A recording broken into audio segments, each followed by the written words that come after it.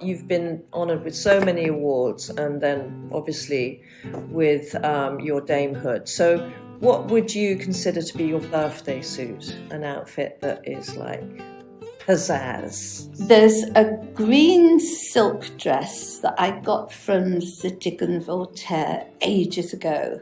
And that's the one. That's my sort of dress that will take me anywhere. And even if I'm going through, you know, the way that even if you would just put on a few pounds, but you suddenly imagine yourself absolutely huge or whatever, but it's relatively loose around the waist and the tummy. So I don't put it on and think, oh God.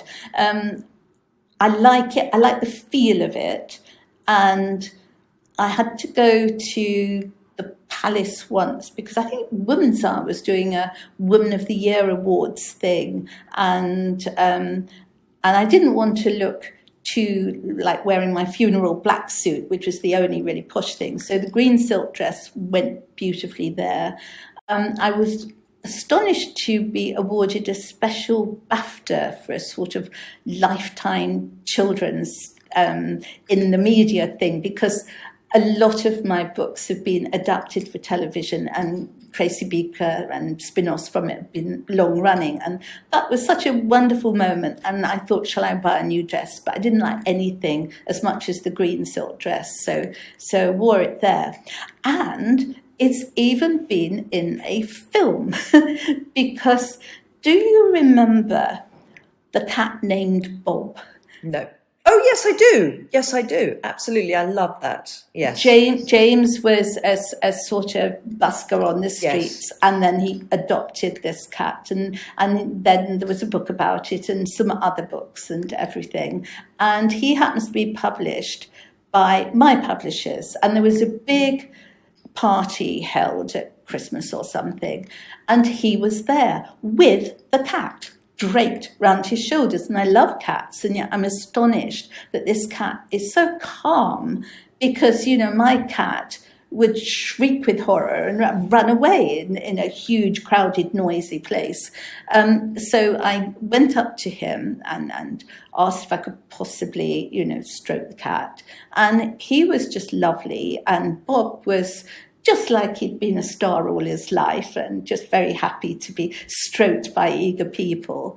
And then we both left quite early, and he said his girlfriend was picking him up, and she had read my books when she was younger, and could they have a photo? So we had a photo. I didn't realise that in actual fact they put it on social media or whatever, because I don't really follow very much at all. And then in the second book about Bob, they had actually mentioned me by name in the book.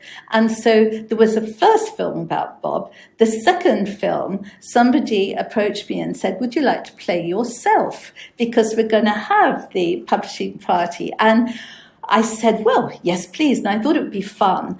And it was fun in a way, because I did get to meet the real James and also the actor who played him. And although Bob had been in almost semi-retirement then, I got to meet Bob himself. He was getting on a bit. And I got to meet about 5 understudy Bobs. And I wore my green dress. And I thought that, because it was a publishing party, you see, that my bit was in. And I thought that might give me confidence. Unfortunately, having watched the film, which is a very good film, through my fingers, dear God, I am no actress, even when I'm acting myself. It's one of those cringe moments. So lovely film, lovely person impersonating James, lovely Bob and all his understudies, absolute rubbish me. But luckily I was only in it for about 2 minutes, and that was that.